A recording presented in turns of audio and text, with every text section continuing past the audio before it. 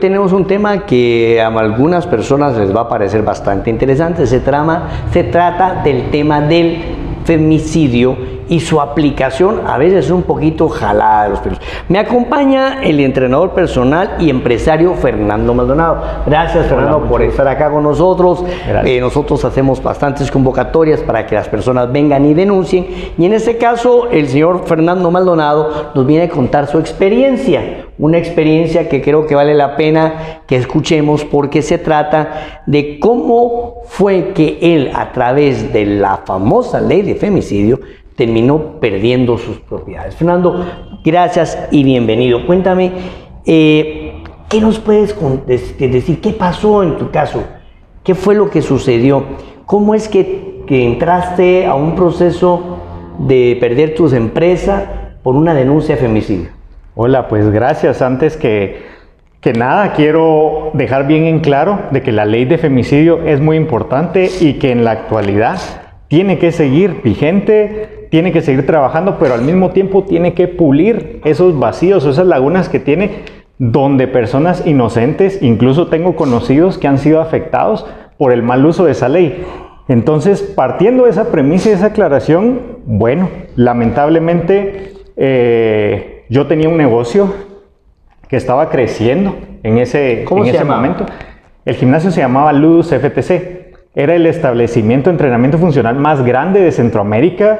El enfoque era tener las certificaciones para poder operar y ofrecerle a la gente algo muy especial, algo específico y realmente algo nuevo, donde la gente pudiera ver resultados y cuidar su salud con gente profesional. Entonces el enfoque era ese, pero como fue un boom en ese momento, empezó a crecer. El otro socio con el que empezamos el proyecto empezó a desligarse porque tenía también otra empresa. Resultó que me quedé yo a cargo y a flote del barco, cuando yo me vi en la necesidad de contratar un representante legal para que registrara la marca, hiciera otros procesos que a él le competían. Y en mi caso yo me quedé en el campo operativo. En ese momento fue donde, por ejemplo, yo empecé a depender mucho de él. Le di acceso a papelería y a documentación importante. Plata, obviamente, tuvo en su poder. En ese momento, cuando se empiezan a desajustar las cuentas y yo me doy cuenta también de que hay vacíos, que él no ha hecho su trabajo, y voy yo a buscarlo para que podamos ordenar los libros contables y poner en orden todas las deudas pendientes, resulta que sale la esposa.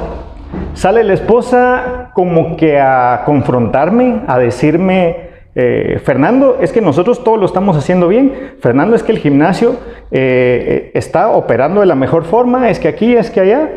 Y bueno, yo les dije, lo que pasa que aquí está claro en las cuentas que Sergio está estafando, Sergio Loegrín García Flores, y viene Keila Sabrina Ortiz Hernández, se justifica con que ella no sabe nada, que no tiene nada que ver en la operación, que ella es solo una empleada, y a los 10 días de ese como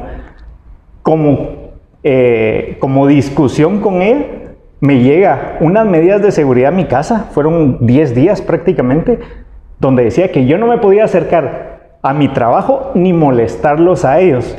Y esa denuncia la puso con mala intención, porque decía cosas que realmente ni siquiera yo sabía, pues, empezando con que decía que yo llegaba a confrontar a las mujeres del gimnasio cuando yo ni siquiera, prácticamente yo ni llegaba a esa sede, que era una sede que estaba en zona 11.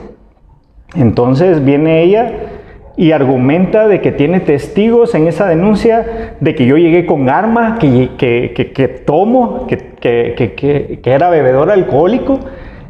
Y bueno, resulta que le dan esas medidas de seguridad de 2 a 3 meses, que yo no me puedo acercar al lugar de trabajo de ella, siendo mi gimnasio, siendo mi empresa.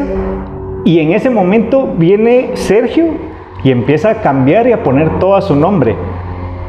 Y de ahí yo, quitándome las medidas de seguridad, tratando de como que de limpiar eso, asesorándome con abogados que también Una abogada. O sea, usted ya empezó un proceso legal, pero Exacto. se ampararon lo que estoy entendiendo es que se ampararon en el tema de la ley, de la denuncia de femicidio para generar un proceso de alejamiento de la empresa y así apropiarse de ella. Ahora, la pregunta es, ¿usted ya inició procesos legales haciendo porque las denuncias que está haciendo son bastante delicadas, con nombres y apellidos, y esto obviamente a las personas afectadas, ellos tienen todo el derecho de respuesta, como lo establece el artículo 35, 36 y 37 de la Ley de Libre Emisión del Pensamiento? Así que le pregunto, ¿ya estableció acciones legales para recuperar su empresa? Exacto. Resulta que en esa citación, la primera audiencia que tuvimos, ella se justifica y presenta una constancia de que estaba enferma y que no podía llegar a esa audiencia. Para eso yo pagando abogados, y viene cuando yo llego a recoger la papelería y todo, resulta que sale la notificación de que no es delito. Eso me lo dieron en la unidad de delitos contra la mujer, me dieron todo el documento, dicen que no es delito, que ella se presentó enferma y resulta que un problema laboral se escaló a femicidio y a violencia contra la mujer, pero para eso esas medidas de seguridad me provocaron a mí no solo gastos de abogado, sino también esos 3 meses donde yo me tuve que asesorar para poder aclarar bien ese tema y dejar las medidas de seguridad,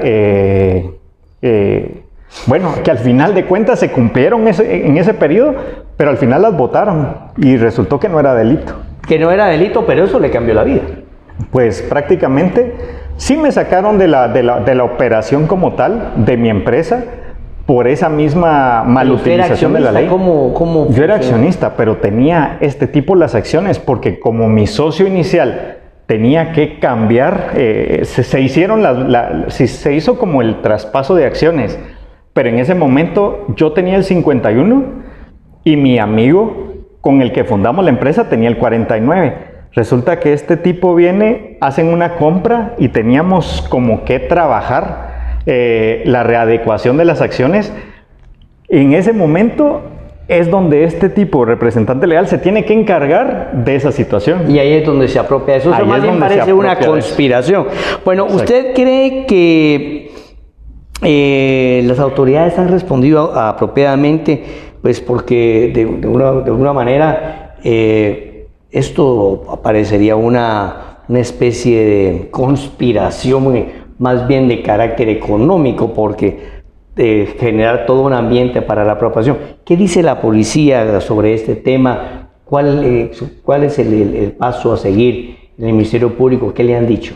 Bueno, en el Ministerio Público tenemos denuncias, también hay otras denuncias en otros organismos, pero lamentablemente, cabal, aprovechando que veníamos para acá, pasamos a buscar al auxiliar fiscal que está llevando el seguimiento de la primera denuncia que pusimos, y este tipo nunca está, o si está, no puede atendernos, y si uno trata de hablar y lo espera, resulta que él también tiene cosas que hacer, y ahí está eso detenido prácticamente. Esa es una denuncia que tenemos en el Ministerio Público.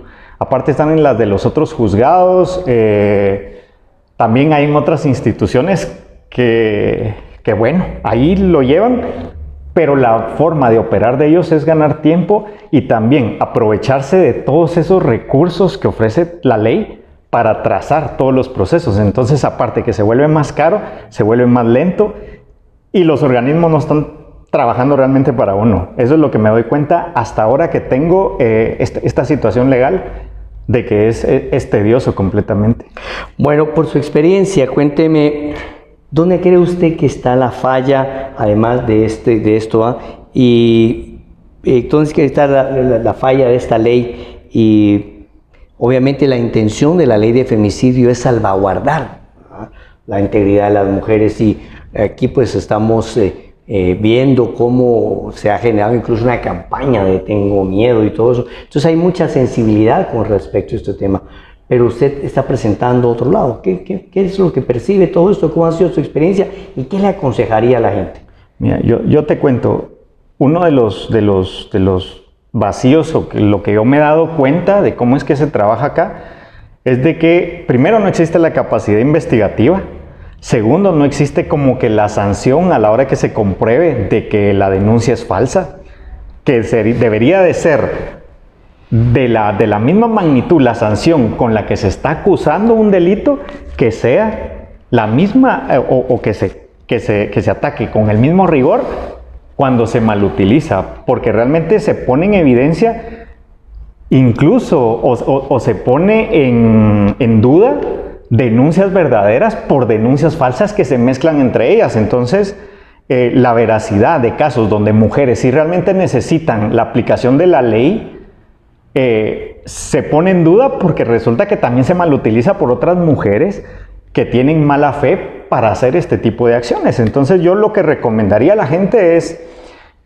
primero hablar, comunicar. Si yo no expongo mi caso, que eso yo le agradezco bastante, si yo no expongo mi caso, todo se queda como que en silencio, nadie sabe, ok, no es delito, como me dijeron allá en la unidad de delitos contra la mujer, no es delito, pero no es delito, y entonces en eso, ¿qué me implicó a mí? Pero le implicó 3 meses de pérdida de pérdida de acceso a su propia empresa y pérdida de empresa. Exacto. No es delito eso, pero ¿y lo otro qué es? Tiempo. Entonces yo siento que sí es como que económica, emocional, física, el desgaste que uno recibe por una cuestión así. También yo creo que si se comprueba de que esto no es delito, no solo tiene que ser, no es delito, sino que tiene que venir y haber una reversión también y una sanción como la que querían que me aplicaran a mí hacia esta persona que actuó de mala fe con esa ley. Bueno, señor Maldonado, muchas gracias por compartir con nosotros su denuncia, y a ustedes, amigos televidentes, si tienen algún caso que quieran exponer, alguna denuncia que quieran hacer, pueden hacerlo viniendo acá al programa de Conexión GT, de esta franja de denuncias que tenemos, y solo nos tienes que mandar un correo a la siguiente dirección, revistac4@gmail.com, o mandarnos un WhatsApp al 57 68 51 28. Queremos conocer su caso y sabemos que es importante que toda la comunidad tenga un canal de expresión. Gracias, señor Maldonado, por su experiencia, y lo felicito por la valentía de enfrentar pues una situación de que para muchos es tabú, que como dice, la gente calla, y hay que denunciar los abusos en contra de la mujer, pero también no hay que permitir que existan abusos en nombre de la ley. Vamos a un corte comercial.